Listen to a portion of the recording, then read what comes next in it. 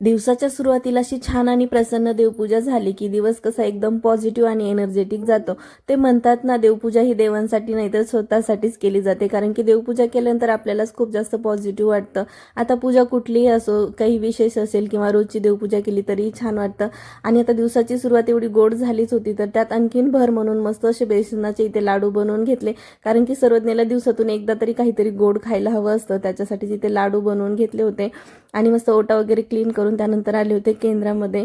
तर बरेच दिवस झाले केंद्रात येऊन, तसं केंद्र जवळच आहे तरी सुद्धा खूप जास्त काही येणं होत नाहीये आणि बरेच दिवसानंतर आले होते। खूप छान वाटलं केंद्रात येऊन आल्यानंतर।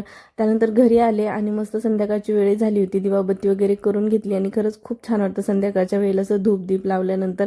त्यामुळे ना दोन्ही टाईमची देवपूजा ही केलीच पाहिजे। आणि संध्याकाळच्या जेवणामध्ये असा काहीसा मेनू होता आजचा। तर आजचा व्हिडिओ इथेच एंड करते। भेटूयात नेक्स्ट व्हिडिओमध्ये। व्हिडिओ आवडला असेल तर लाईक शेअर सबस्क्राईब करा। Thank you for watching.